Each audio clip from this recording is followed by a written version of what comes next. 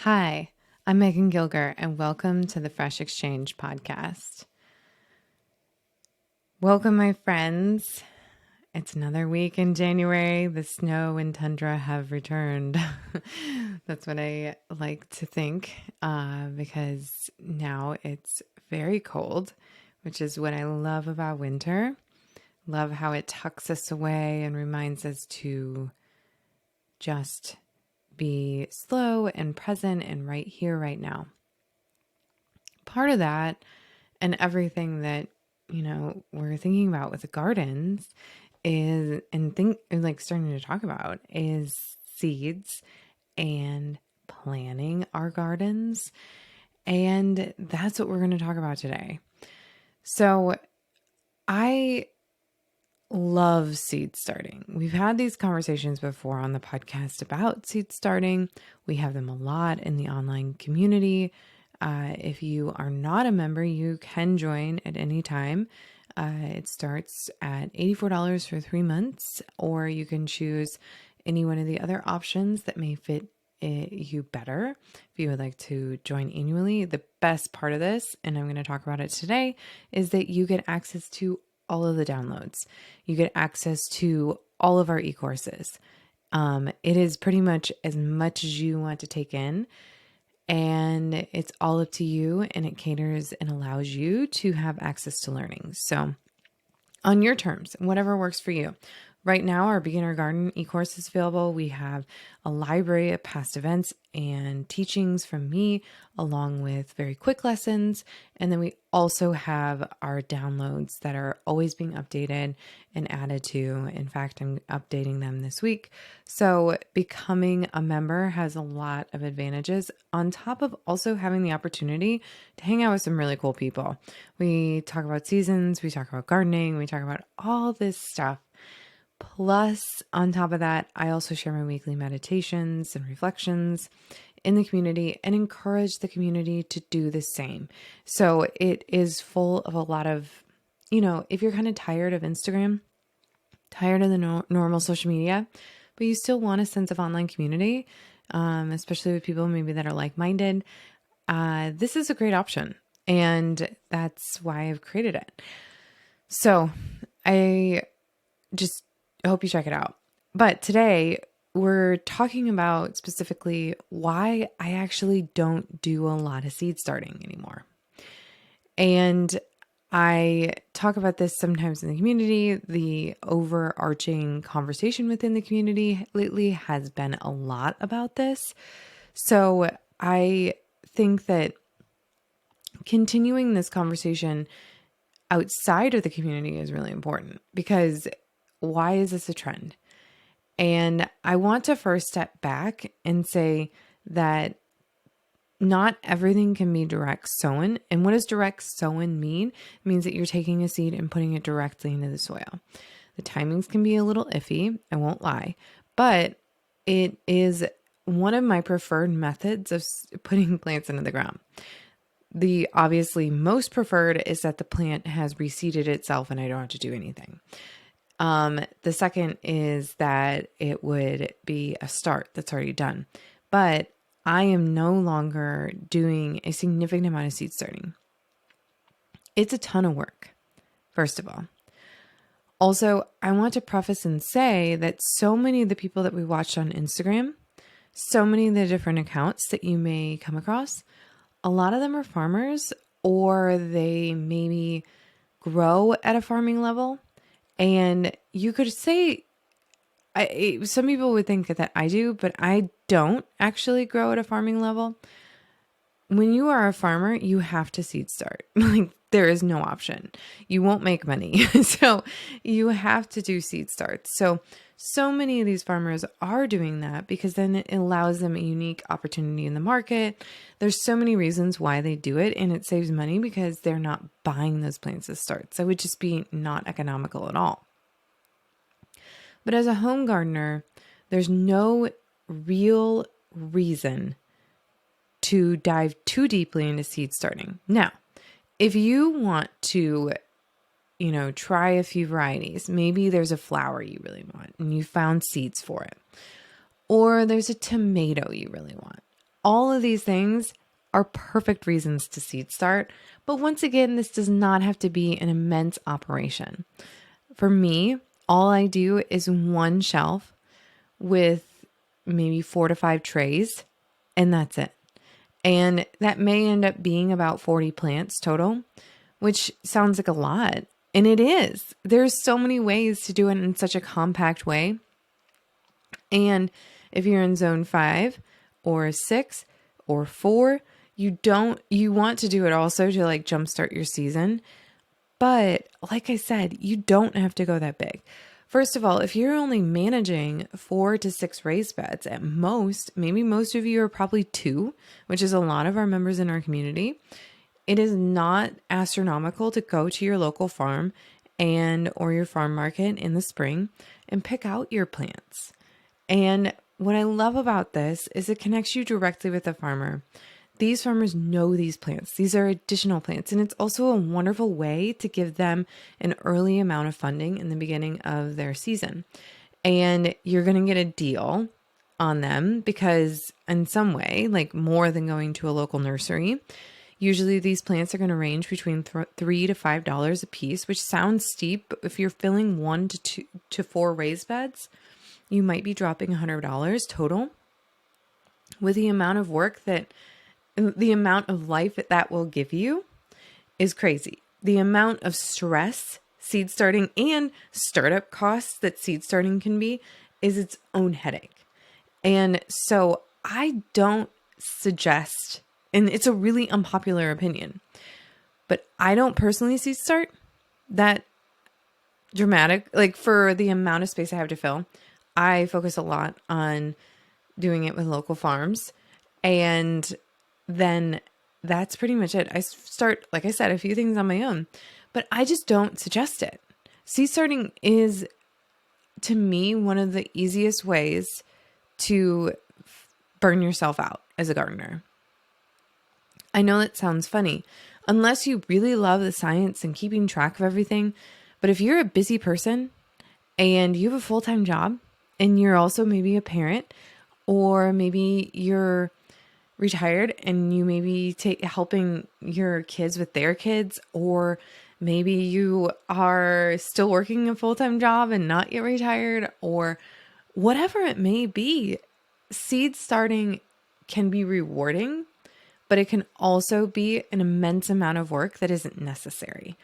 And I think that so many people, we see things on Instagram, on social media, Pinterest, and we think, or we look at the seed catalogs, and those seed catalogs are, full of these beautiful things. And I love that. But I also think that we have to be able to step back and say, what is my season? Where am I at? And what is my goal here? And if you're like me in the garden, my goal isn't necessarily to solely feed our family. That's a really great bonus. We do not solely feed ourselves out of our garden. In the summer, we're pretty close to doing it. But I am very incredibly thankful to many small and local farms. And I don't necessarily garden just to eat out of to homestead mindset our garden or our lives. I don't have that mindset with our garden, which is rare, I feel like, with a garden our size. My goal is for our children to experience where their food comes from firsthand, to see what happens when you work hard and you take care of the earth and take care of each other and our bodies. And we do it out of love and care and tenderness and awareness. That's why I garden. It is a huge bonus that they also, and I get to enjoy what a fresh tomato tastes like straight off the vine that we have grown from a seedling, or sometimes a seed in many cases. It's also a huge asset that we harvest bowls full of raspberries from August to November. And my kids then go to the grocery store and they beg me to get them at the grocery store. And then we eat them and they say, gosh, these don't taste nearly as good, because they don't. And it's a huge, it's a positive outcome of the other goals that I have. And so I say that because I think when we're thinking about, should I seed start? Should I be doing this? The answer is going to come from you. Is this the right time for you? Does this align with why you're growing a garden? If you're growing a garden because you want a homestead and you want to produce food and or maybe you want to enjoy the science of it. Maybe your kids are at home with you and you're doing homeschooling and you want to teach them how to grow a garden from, seed. Or maybe you're just a really curious person, you have a lot of time and you're like, or maybe you have a greenhouse, all these things. Those are reasons to seed start. And the other reason would be that you want maybe a couple of varieties and you want to try it. But I say hold it very loosely, because there's a good chance that, especially if you're a beginner or even if you're not, I mean, one year I was like, I'm going to try eggplant. One year I'm going to try celery. I will tell you that out of the 10 seeds that I planted or I seeded for seed starting, I think only 3 of them actually ever went in the ground. And once they got in the ground, they were fine. But man, that struggle bus between May to June can be really tough on seedlings and really tough on you. And the dance between moving your plants from under the light to getting them adjusted to outside and back and forth, where when they've been at a farm, they're adjusted. They most likely are sitting outside or they're sitting in a greenhouse. They're getting lots of heat and element experiences, and you don't have to do that. Those plants are pretty much ready if the weather's ready to go in the ground. And there's so much more that you can do if you have the finances. Now, I say that because, like I said, so many people think that you're saving money as a home gardener seed starting. And the real answer is not necessarily. I mentioned it earlier.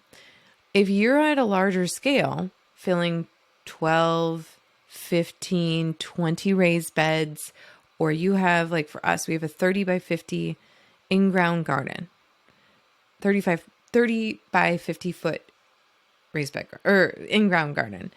That's a lot of space to cover. It's a lot. Which is why I do a lot of direct seeding and not as much seed starting. But it is in some ways maybe financially advantageous on that scale. But it's still on the edge, and I'll tell you from experience, buying the equipment, the lights, even if with a minimal setup, which I'm teaching a course in March about a simple setup. Yes, I'm not teaching it till March, friends, because you don't need to be seed starting right now. January's too, you do not want leggy long plants. You do not want that, okay? You're better to start with these tiny little ones than to have these ginormous plants that are root bound and not sure if they're going to make it. We'll get there another day. But that's why I'm not teaching the course till March, because I don't want anyone putting their seeds into soil and trying to grow anything for seed starting inside until March. Unless you live in like North Carolina, then maybe that's different. But even then, you probably could just sow them right in the ground. You'd probably be fine too. Anyways, what I'm getting at is that it can be a lot of money, even with a simple setup. One light is going to cost you $25 to $35. And some people say that you can, if you have the right sunlight from a south facing window, particularly southwest, and you put aluminum foil around it, that you can get away with it. I think that that might work, but you still don't get the heat. And so you still need a heat mat. And even in a house that sits at 65 to 72 degrees, the soil may not be warm enough to actually germinate those plants. And then you need the covers, you need the trays, and you need the seed containers, and funnest part, that can be the most costly, the soil itself. Because seed starting mix has to be rich in things like mycorrhiza, mycelium. It's got to have a lot of nutrients because we got to encourage these things to start.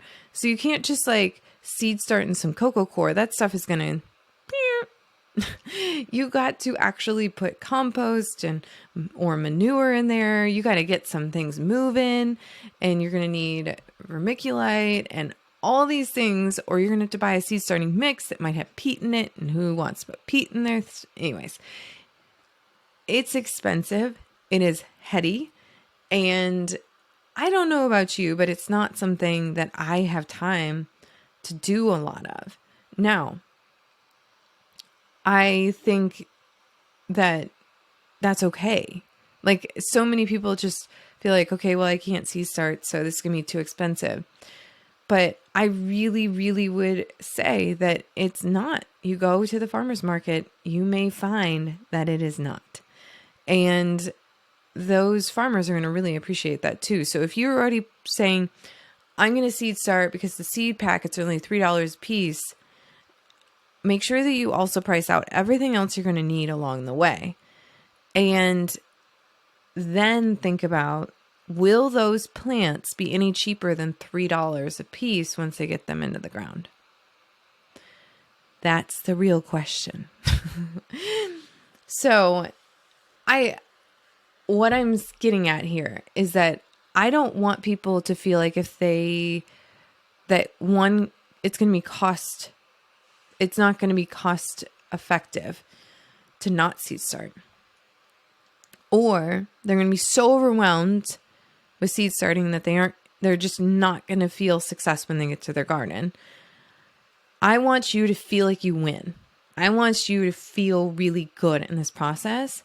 And I know that comes best when you buy healthy starts from a local farm and from local people. Now, I am so into this idea that I am consulting with a local farm and helping them build out a program for home gardeners to have great plants that they will feel success with, that are, in a great price bracket. Like, we're going through all of it and understanding what are the best seeds for home gardeners and all of that. And I'm really excited to talk about it. And I worked with them last year, and we're going to be doing it again this year. And it's just such a cool thing, because I think that the best way to get everybody gardening is to have great starts. And that doesn't necessarily mean that you seed start them. And I also believe that you start small. So if anything in your planning process, you're like, okay, this seems like it's going to be pricey, I say start with just 1 to 2 raised beds, or even start with 1 to 2 grow bags. Grow bags are cheaper than getting a raised bed. In-ground is also in a very effective way. So I don't want you guys to feel like, if I'm not seed starting, I'm not going to do this well. Or I start some things and I have massive failure, and so how am I going to possibly grow a garden? I'll tell you right now, it's much easier to grow things outside than it ever is inside. Okay. So if you do start seeds and you don't have success, do not write it off. Do not write off gardening in general, because that may mean nothing. If you're not good at growing plants inside, this guy would like some more water, for instance, then I have a plant behind me for those not watching the video. And I'm not very good at being an indoor gardener. I am great at being an outdoor gardener. And it's a very different experience because nature does a lot of it for me. I don't have to do it. So all I'm saying is that really consider when you're looking at these seed catalogs, you're looking at your garden, you're trying to plan out everything, that you actually sit down and say, would it be more cost effective to do this like with my local farms? My answer is probably yes, depending on the situation.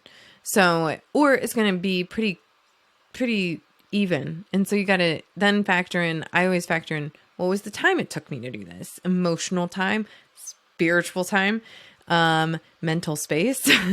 And seed starting can be a lot of mental space. So, and it's a lot of organizing. And so I feel like it can be easier to just do that. And I feel like most people have more success that way. Because then gardening doesn't technically start until June for us in zone 6 and zone 5. So it's like, well, really May, but you know what I mean.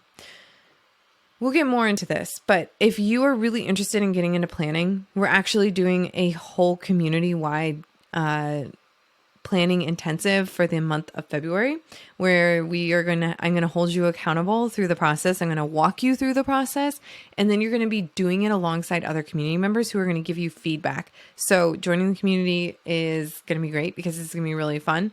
So you could join just for that 3 months, which is $84, and get access to all of this, including the beginner gardener course. The intensive is 4 weeks in February, with replays of the videos and homework. It is a community-driven experience, and it's going to be really fun. We did it last year in the community, and it was fun, but we're ramping it up in a newer way this year, and I'm really excited about it. And it starts next week. So I know, it's like crazy to think about. It's already February. So every single Monday, we will be getting together and talking about gardening and our planning. And I'm going to give you homework for you to be on track so that you can walk away at the end of it with your garden design, knowing exactly what you're going to need to plant. I'm even going to help you with timing it. Okay. So if you're interested, this is the time to do it. Okay, friends, until then, I'll see you out there.